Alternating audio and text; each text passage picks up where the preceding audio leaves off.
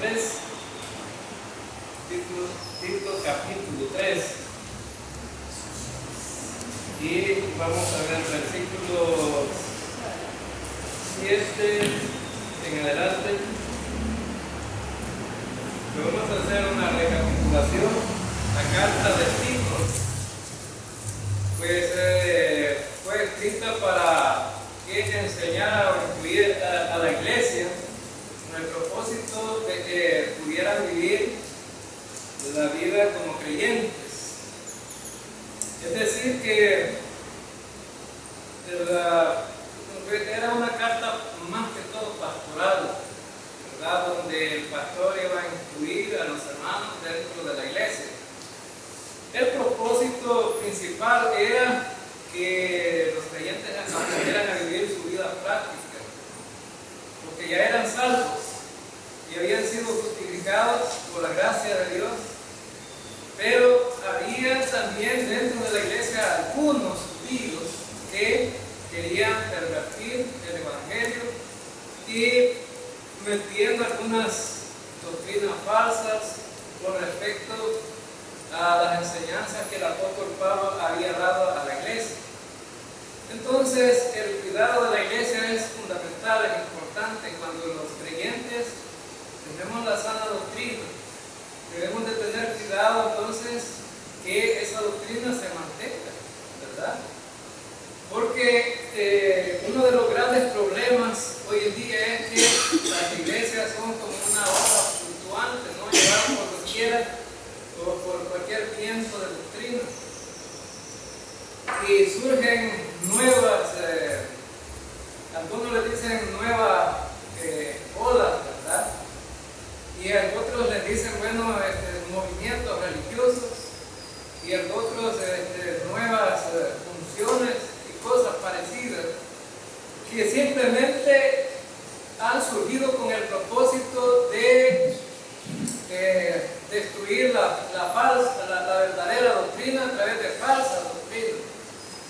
Pues eso no es nada nuevo. Siempre a través de la historia de la iglesia hemos visto que a través del estudio de cada libro de la Biblia hemos visto que siempre van a haber falsos maestros y siempre van a haber también maestros verdaderos que se preocupan por enseñar la palabra de Dios, tal como fue escrita, sin cambiarla. Y en la carta a Tito, en el estudio pasado vimos que la salvación es no por obras de justicia que nosotros hubiéramos hecho. Eso indica que no hay ningún mérito humano en cuanto a la salvación. Todo es por gracia y es la obra de Dios, no la obra de los hombres. Entonces, todo lo que hemos recibido nosotros, lo hemos recibido de parte de Dios como un regalo.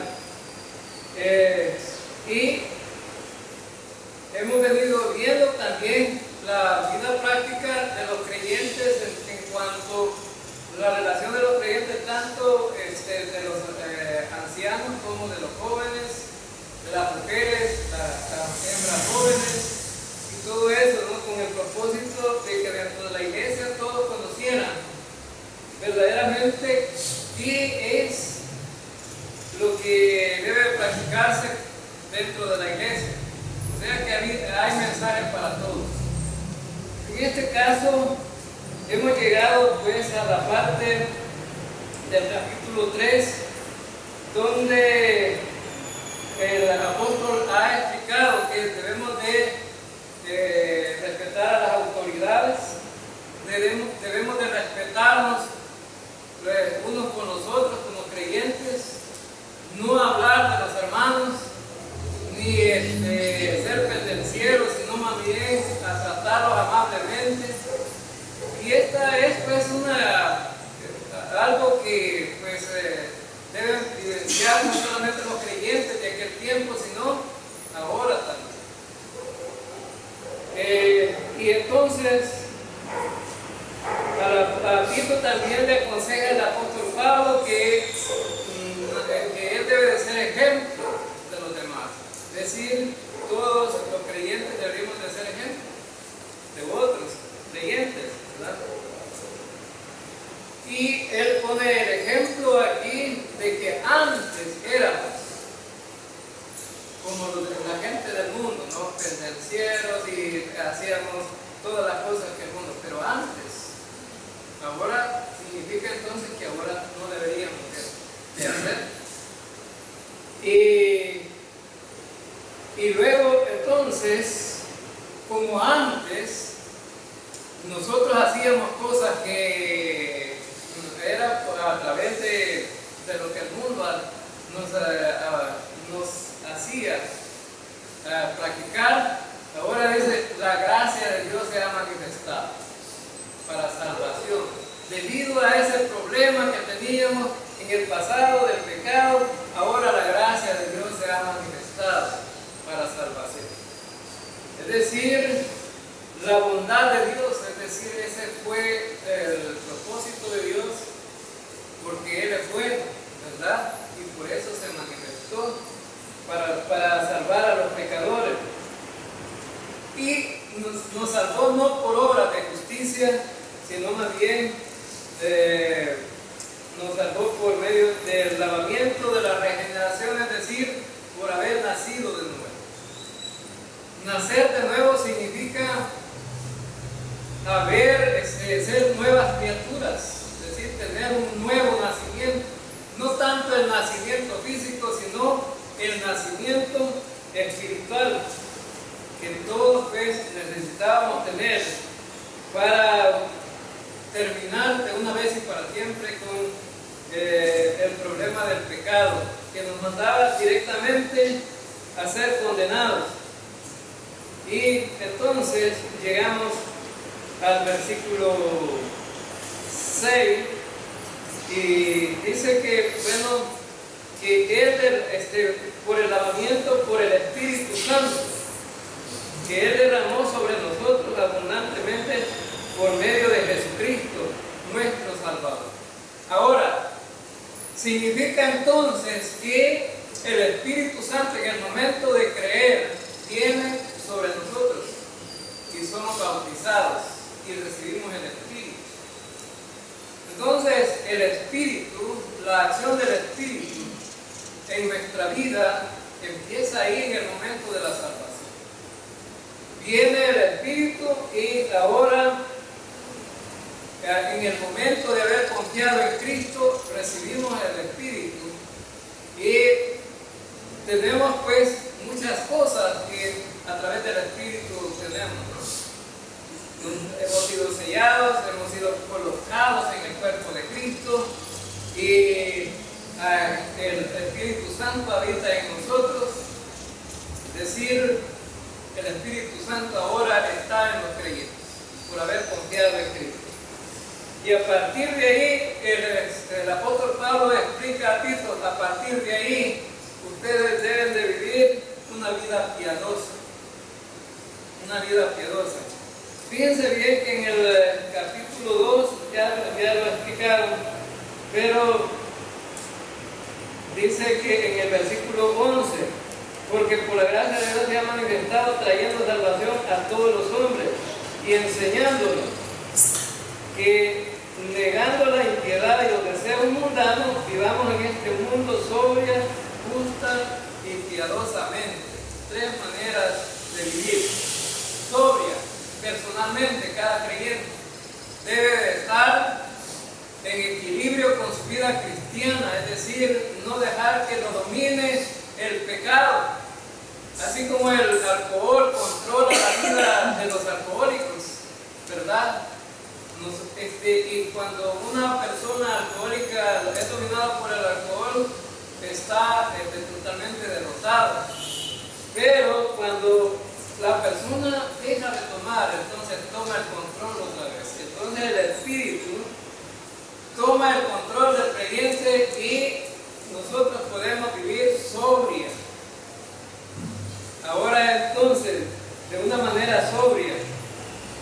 Y también dice que nosotros podemos vivir justa y piadosamente nuestra vida cristiana. Justa tiene que ver la relación con los demás creyentes. Y piadosamente nuestra relación con Dios. O sea, tres maneras de vivir. Nuestro dominio propio como creyentes, nuestra forma de vivir con los demás creyentes de una manera justa y también piadosamente nuestra buena relación con Dios. Ahora entonces, versículo 7 de capítulo 3 dice: para que justificados por su gracia fuésemos hechos herederos según la esperanza de la vida eterna. Ahora entonces dice que para que justificados por gracia, la palabra justificado significa declarar justo al pecador. Entonces nosotros hemos sido justificados en un tribunal donde está el juez, están los imputados ahí, y está el defensor y el acusador, y el juez determina a través de la discusión que se llevó, es justo, hay que dejarlo en libertad. Entonces, cualquiera puede decir, bueno, pero si es realmente, es un pecador, merece la condenación, sí, pero es declarado justo porque alguien ya pagó. Y la justificación tiene que ver con la sustitución de otro que no era culpable para salvar al culpable. Entonces significa que aquí el Señor, bueno, lo que explica Timoteo, Pablo a Tito, es que nosotros hemos sido justificados por su gracia, y la palabra gracia en esta carta tan pequeña es mencionada varias veces. ¿Y por qué será que es enfatizada tantas veces? Bueno, porque el apóstol quiere dar por sentado que no hay obra meritoria que el ser humano pueda hacer para ser justificado. Y cualquiera pues que diga que se salva a través de las obras, pues está condenado. No hay obra de mérito. Ahora entonces la palabra gracia significa un regalo que proviene de Dios. Entonces, lo que nosotros hemos recibido es puro regalo de Dios. Ahora, y en este versículo, para que fuésemos hechos herederos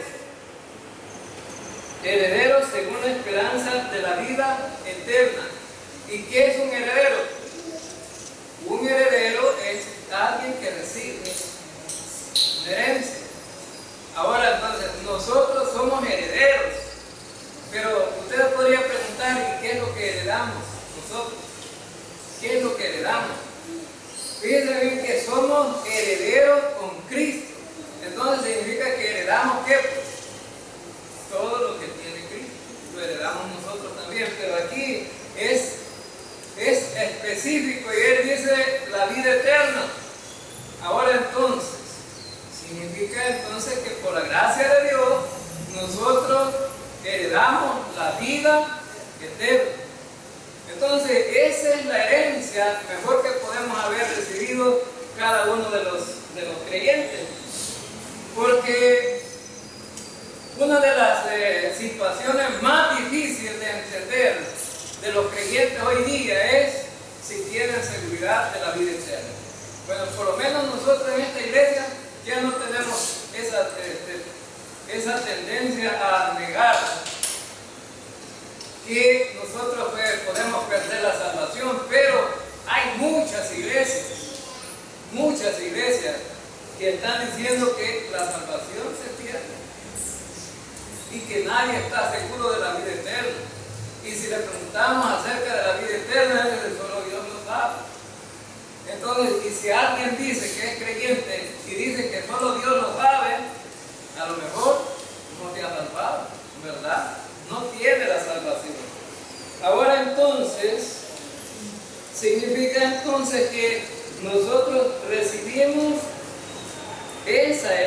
iglesia según la esperanza de la vida eterna.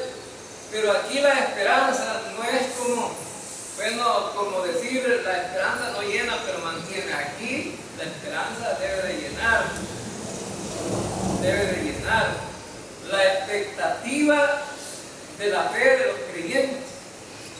Es decir, si me preguntasen a mí, ¿tú tienes esperanza de vida eterna? Yo diría, ¿cuál cree usted que debe ser la respuesta? Si lo preguntaran a uno, ¿tiene seguridad de la vida eterna? Y yo diría, claro que sí. Porque esa esperanza es algo real, es algo concreto. Entonces yo tengo esperanza en la vida eterna. Y esa esperanza debe estar en el cimiento de lo que nosotros hemos confiado. Si usted tiene seguridad de su salvación y de la vida eterna, esa esperanza es algo concreto, no es algo vago. Ahora entonces, versículo 8, palabra fiel es esta, y en cuanto a estas cosas, quiero que hables con firmeza, para que los que han creído en Dios procuren ocuparse en buenas obras. Estas cosas son buenas y útiles para los hombres. Vamos a ver este versículo. Palabra fiel es esta. ¿Cuál palabra? Lo que él ha explicado en este capítulo.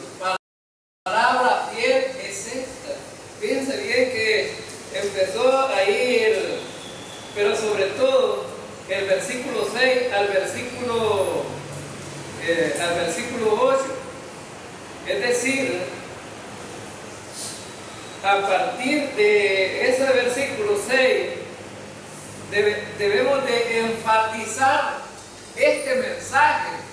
Por eso es que a veces pareciera aburrido que todos los que predicamos aquí estamos mencionando lo mismo. Pero no estamos fuera de contexto, sino que el apóstol dice, bueno, aquí, que debemos de hacerlo con insistencia. Y dice que es palabra fiel. Bueno, en cuanto a estas cosas, quiero que hables con firmeza. ¿Cuáles cosas? Acerca del punto de la salvación. Debemos de hablar con firmeza. Pareciera que estuviéramos repitiendo y repitiendo, pero la verdad es que ese es un mensaje que no se nos debe de olvidar. Y ustedes saben que los creyentes pues, somos bastante olvidadizos. Y entonces, por eso el apóstol recomienda a Tito,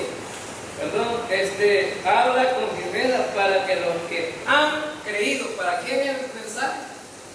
Para los salvos, para los que han creído en Dios, procuren ocuparse en buenas obras. Significa entonces que el resultado de haber sido salvo y de pensar que la salvación ha sido un regalo, el resultado ¿cuál debe de ser? Ocuparse en buenas obras. Entonces, el ocuparse en buenas obras es fundamental en la vida de la iglesia. Y usted podría decir, pero ¿cuáles buenas obras? Hay mucho que hacer dentro de la iglesia, ¿no? Yo no creo que haya alguien que diga, yo no sé qué podría hacer dentro de la iglesia. Sí, hay mucho que hacer. Y fíjense que los ministerios que nosotros estamos ejecutando, los ministerios que tenemos dentro de la iglesia, no son muchos. Hay más. Pero por lo menos hay 5 ministerios que se están llevando a cabo dentro de la iglesia. Y esos 5 ministerios son buenas obras. Así que si alguien quiere ocuparse en buenas obras, busque qué hacer dentro de la iglesia. Ahora, las buenas obras, no solamente porque la mayoría de gente quiere hacer buenas obras, ¿a dónde? Allá afuera. Pero no simplemente afuera, aquí adentro de la iglesia se pueden hacer buenas obras. Es buena obra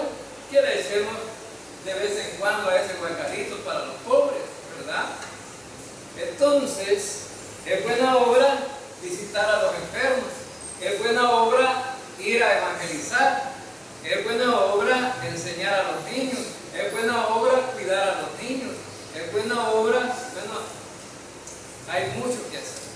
Entonces, el resultado de haber sido salvo de cada uno de nosotros debería ser ocuparse en buenas obras. Ese debería de ser el resultado. Ahora entonces, y es un mensaje para los creyentes, porque los que han creído en Dios procuren ocuparse en buenas obras.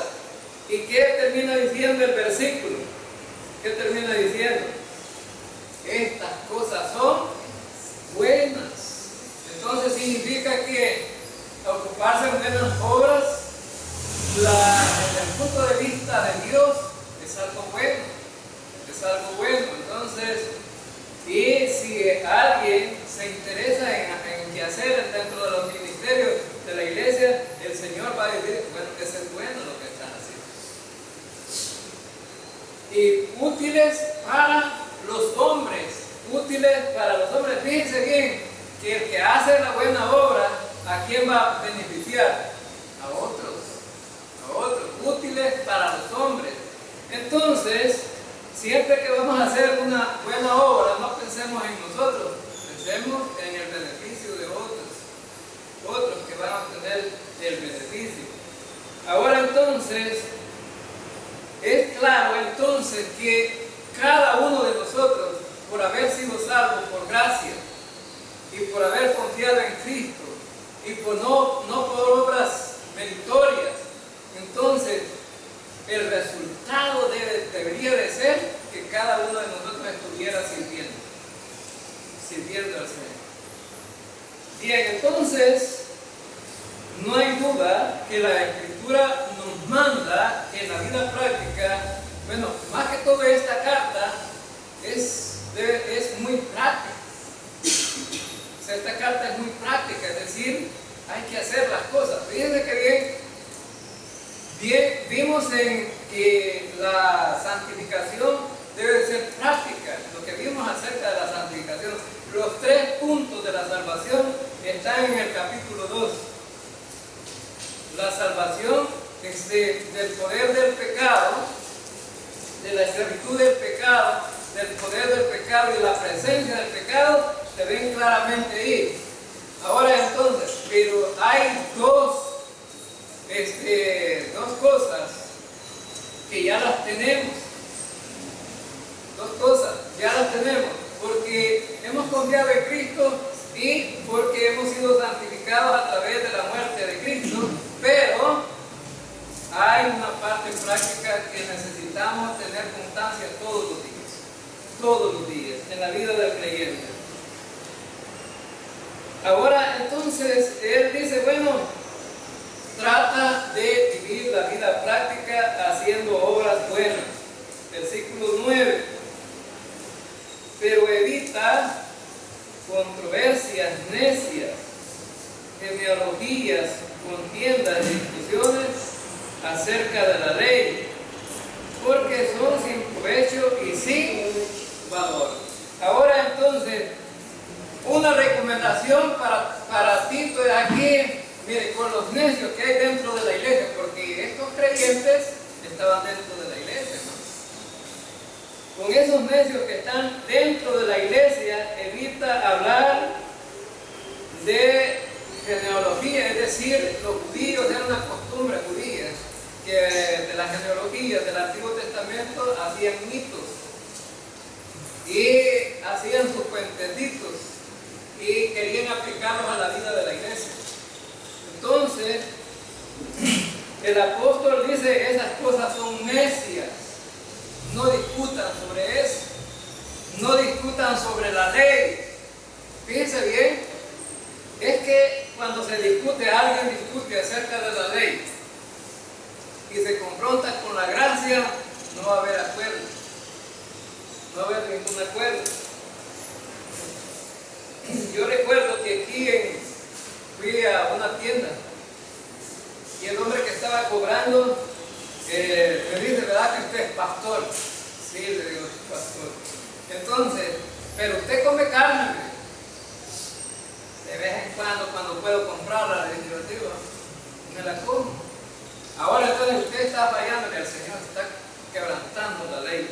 Y estos que eran los patrones, también comen carne, y entonces están quebrantando la ley. Yo no sé, ellos digo, porque yo no los he visto.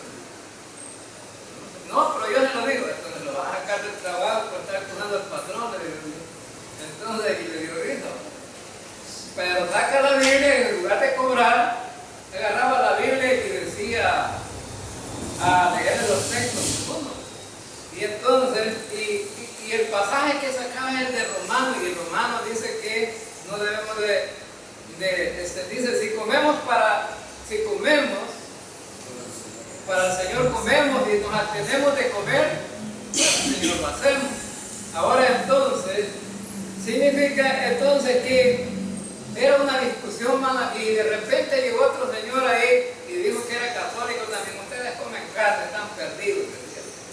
Entonces él se había aferrado tanto a que la carne condenaba al hombre, comer carne.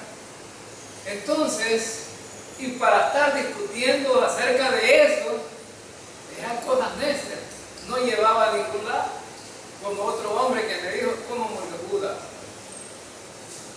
Bueno, digo, según la Biblia, se ahorcó y cayó en un despeñadero ahí que te abrieron las entrañas, salieron todas las vísceras. No, me dice, mire, tiene usted que dar una explicación paso por paso. Y es lo que importante tiene. ¿A que la muerte de Judas qué importancia tiene? No tiene. ¿Qué beneficio va a llevar a un creyente? Ninguno. Ahora, y esos puentecitos son los que el apóstol le dice a Tito, evita esas discusiones. Trata de no discutir por cosas semejantes. Ahora entonces, y él dice, porque son sin provecho y sin valor. Es decir, estas discusiones son sin provecho y sin valor. No tienen sentido. Bueno, entonces, a este tipo de gente que discute sobre estas cosas, aunque usted le diga que la pared esa es blanca, para él va a ser verde, ¿verdad? Nunca va a cambiar. Ahora entonces, y es un necio. Más sin embargo, si alguien nos pide que nosotros le expliquemos la palabra, debemos hacerlo. Debemos de hacerlo. Pero cuando hay discusiones no se puede. Pero cuando la gente está interesada en aprender, hay que enseñar, ¿verdad? Hay que enseñar. Versículo 10. Al hombre que cause divisiones después de la primera y segunda amonestación, desecha. Ahora entonces, ¿cuáles son los hombres que causan divisiones? Bueno, los hombres que causan divisiones son aquellos tipos de hombres que falsa doctrina dentro de la iglesia. Ahora entonces, esa falsa doctrina puede causar divisiones.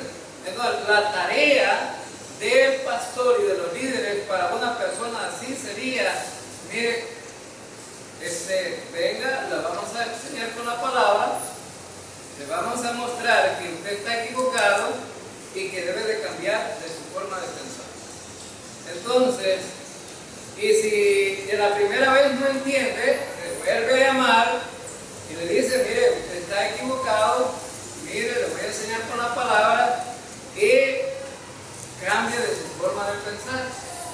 Entonces, resulta que si ya va una vez, 2 veces y no cambia, entonces, ¿qué deberíamos de hacer? Expulsarlo, decirle, pues no lo queremos aquí, ¿verdad? ¿Por qué? Porque va a causar problemas dentro de la iglesia.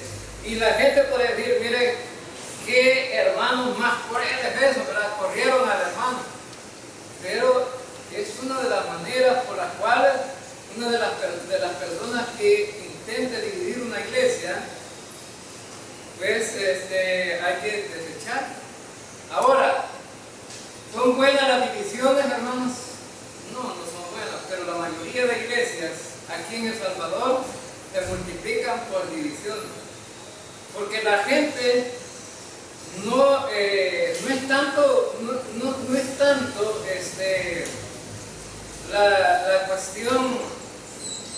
la cuestión acerca de respetar al liderazgo, sino más bien que dentro de los liderazgos muchos líderes quieren imponer sus propias doctrinas, ¿verdad? Sus propias doctrinas. Hubo una discusión en una iglesia muy pequeña, allá por el norte, aquí de San Miguel, en un lugar que se llama Cucurucho, ¿verdad? Y por este lado se llama Cucurucho. Y resulta que había una iglesia pequeña. Y resulta que los líderes discutían acerca de la televisión y los aparatos electrodomésticos. Y discutían acerca, unos decían que se podían tener y otros decían que no se podían tener. No se puede tener. Porque tener una televisión era demasiado lujo. Demasiado lujo tener una televisión. Ahora, y los otros decían, ¿qué lujo va a ser si todo el mundo lo tiene, hasta los pobres? Entonces, vamos a llegar a un acuerdo ahora, dijeron.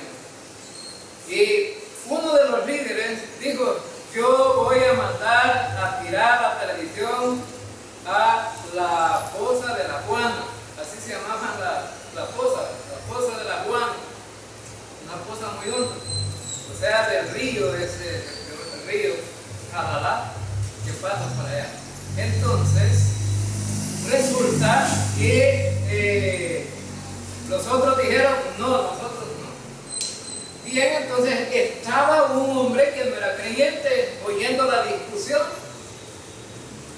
Y dijo el hombre, ¿por qué discute? Bueno, a usted le dice uno de los líderes de la iglesia, a usted no lo queremos meter en este problema, pero sí les está oyendo. Díganme díganme si lo van a votar, démelos a mí, porque yo no tengo problema, yo no soy creyente, regálenmelo, no, porque va a pecar. Así es que entonces, bueno, le dijo el que no era creyente a los líderes, y las vacas que tienen, ¿por qué no las van a echar al río? Y que se ahoguen, porque una vaca es más cara que una televisión. Ahora entonces, y ellos dijeron, no, la vaca no, pues tener una vaca es un lujo, porque yo soy pobre y nunca he tenido una vaca. Ahora entonces, y se armó la división. La iglesia se llamaba el aposento. Entonces, y resulta que quedó el aposento y el aposento alto. O sea, dos nombres para la iglesia, el mismo nombre, nada más que uno abajo y el otro arriba, ¿verdad? En la segunda planta. Y se dividió la iglesia. Y quedaron como 15 hermanitos a un lado y como 20 hermanitos a otro lado. Entonces, imagínense ustedes discusiones de estas que llevan a la división. Ahora entonces, más sin embargo, en el tiempo de Tito, las discusiones más fuertes eran acerca de la ley. La ley puede dividir, ¿verdad? Ahora entonces, la ley mata. La ley mata. Y entonces, por eso el apóstol Pablo recomienda, tengan cuidado con esos divisionistas, no les pongan atención. Ahora entonces, viene la recomendación, también debería ser para nosotros la recomendación, para la iglesia bautista de Maús, debería ser la recomendación. Claro que sí, debería de ser para nosotros. Ahora, versículo 11, sabiendo que el tal es perverso y peca, habiéndose condenado a sí mismo. Ahora entonces, ¿por qué una persona que trata de imponer la ley se condena a sí mismo? Porque la ley no salva. La ley no salva. Entonces, la ley mata, condena. La ley, lo único que debería hacer en el aspecto de aplicarla legalmente para nosotros es un espejo que nos dice que somos pecadores. Porque por la ley se puede ver el pecado. La ley dice: no robarás, no matarás. Y si alguien roba, dice: has pecado. Y si alguien mata, dice: has pecado. Entonces, por eso él dice que este perverso, esta persona divisionista que trata de imponer la ley, peca y se condena a sí mismo. Se condena a sí mismo. Bueno, por ende se puede entender aquí a través del versículo que no cree que la gracia salva, sino que la ley puede salvar. Ahora entonces, ¿habrá muchas iglesias que piensan de esta manera? Claro que sí. Hoy día hay muchas iglesias que piensan que por la ley se van a salvar. Ahora díganme ustedes, ¿cuántos mandamientos podríamos cumplir nosotros para salvarnos? Bueno, la conclusión que podemos llegar es que fallamos en todo. Fallamos en todo. Y si decimos que no, fallamos. ¿Por qué? Porque estaríamos mintiendo. Pero se atreverán a decir algunos que no pecan. Claro que sí, hay mucha gente que piensa que no peca, pero peca. Ahora entonces,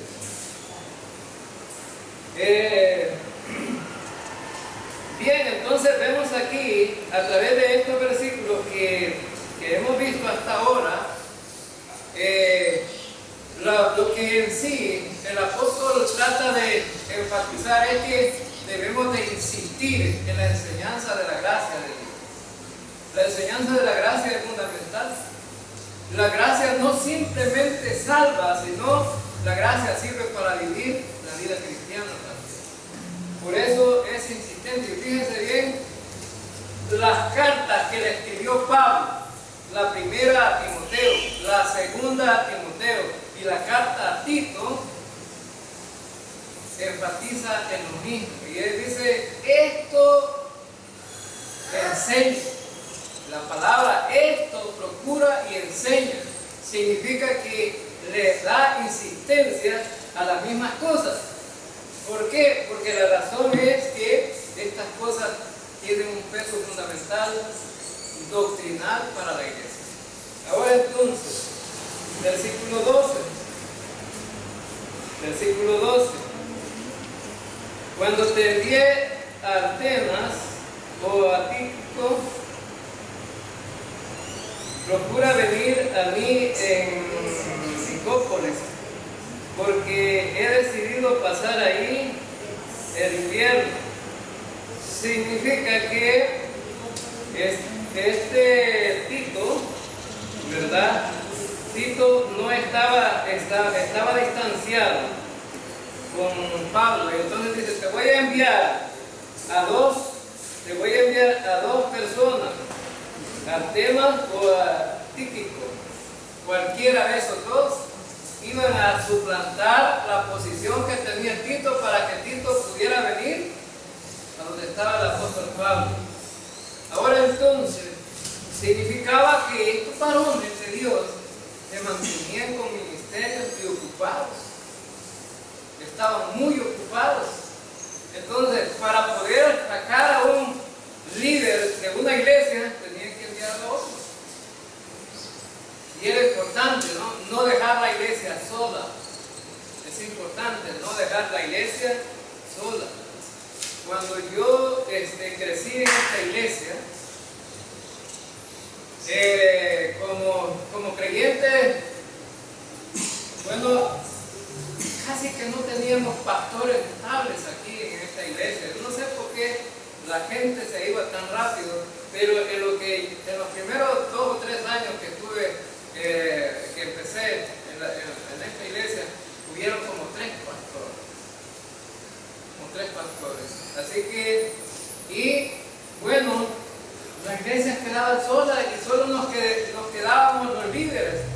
aquí sosteniendo a la iglesia. Y sosteniendo a la iglesia con lo que podíamos.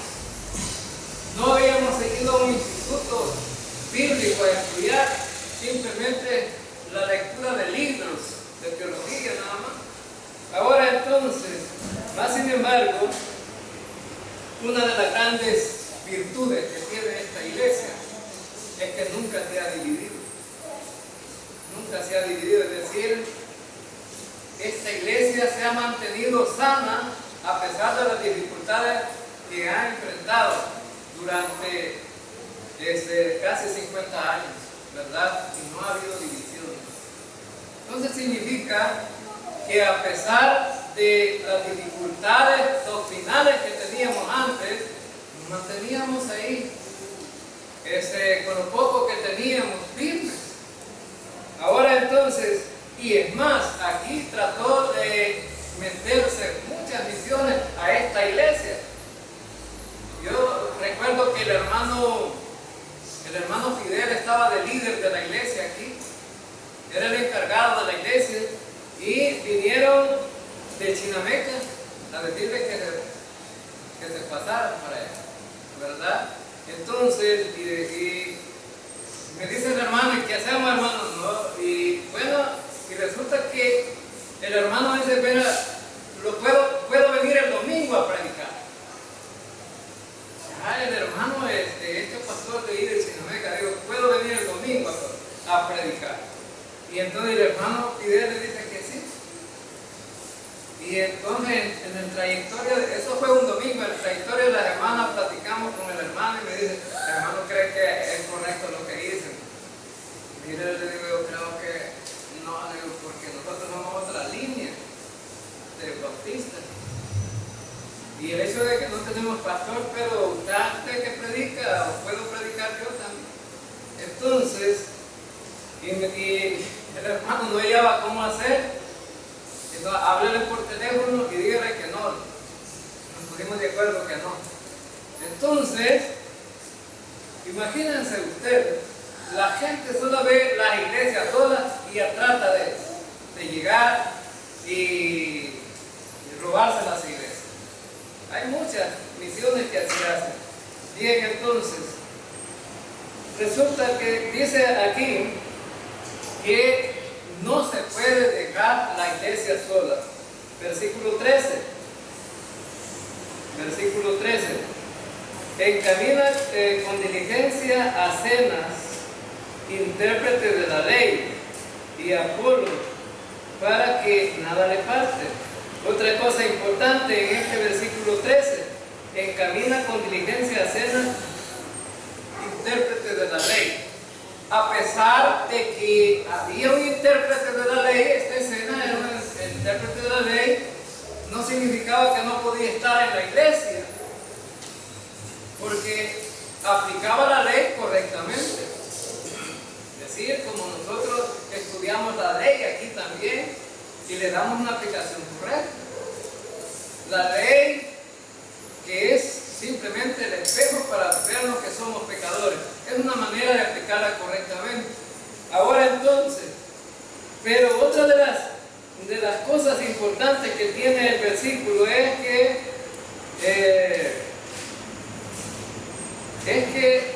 las iglesias deben de cumplir en aquel tiempo.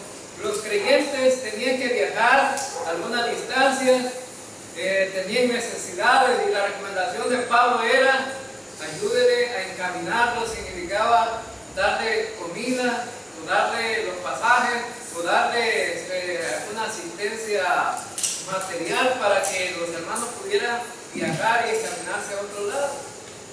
Entonces, por eso es importante que la iglesia pueda entender que en cuanto a misiones es importante ayudar siempre a las misiones.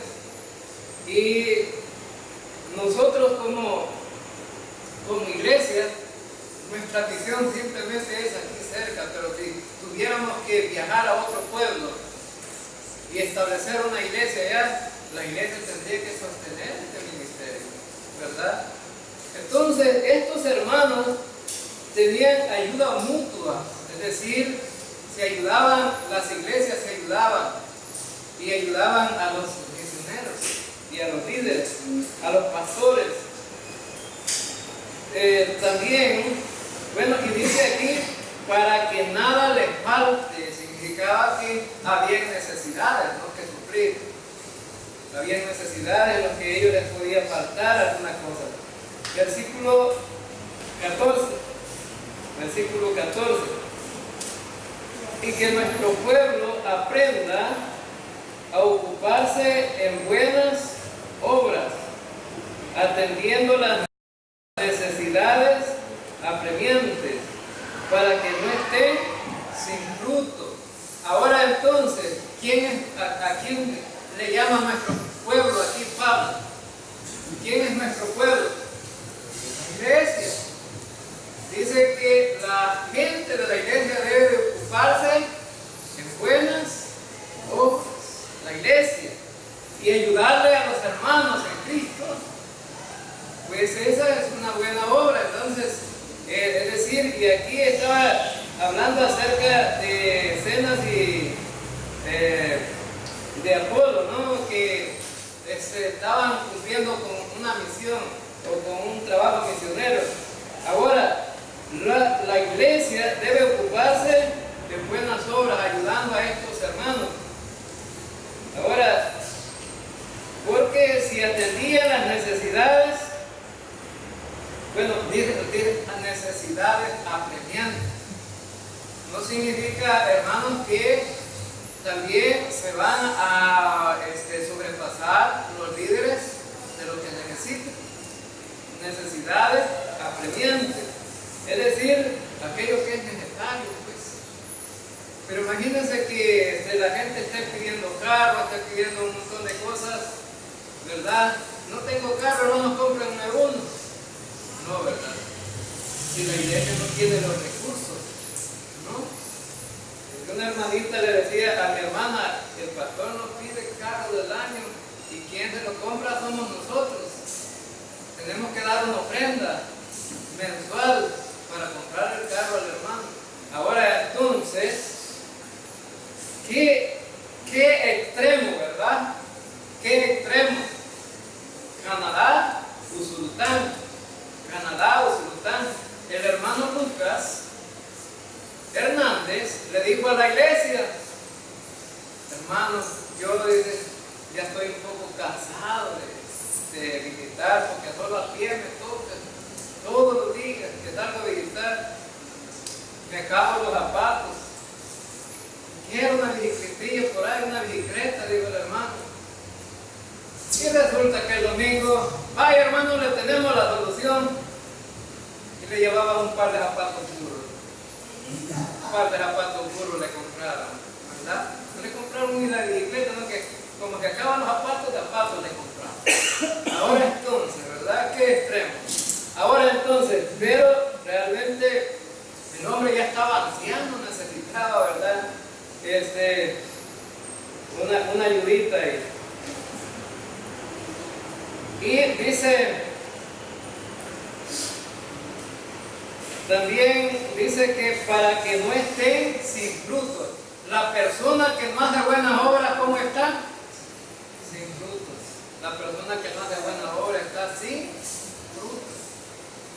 ¿Ves que no lleva frutos? No está involucrado en nada, ¿verdad? Y terminamos con el último versículo. Todos los que están conmigo te saludan. Saluda a los que nos aman en la fe. La gracia sea con todos vosotros. Todos los que te aman, están conmigo te saludan. Es decir que el apóstol Pablo tenía un grupo misionero y le mandaban saludos a Tito. Le mandaban saludos a Tito. Saluda a los que nos aman en la fe. Es decir, un saludo para los creyentes, los que nos aman en la fe. Entonces vemos la perspectiva de Pablo. Todo aquel que fuera creyente y que amaba la doctrina de Cristo, él decía, bueno, salúdame, ellos aman en la fe. Entonces, y termina con la palabra gracia sea con todos vosotros. Es un saludo casi peculiar de Pablo, ¿no? En todas las cartas. La gracia. ¿Por qué la palabra gracia? Porque no hay que olvidarse, hermanos, que de esa manera hemos sido salvados, hemos sido rescatados. Fíjense bien que esta carta a Tito, la palabra gracia ha sido enfática. Capítulo 1, capítulo 2, capítulo 3, la palabra gracia ha sido enfática. ¿Y cuál es la razón? La razón, bueno, es que el apóstol Pablo quería mostrarle a este hombre que la vida como creyente se vive por gracia, por gracia. Y todo lo que tenemos es por gracia. Entonces, hemos terminado esta carta y ha sido muy bonito poder haber observado, estudiado y aprendido muchas cosas de estas 3 cartas pastorales. Entonces, el próximo miércoles nos vamos a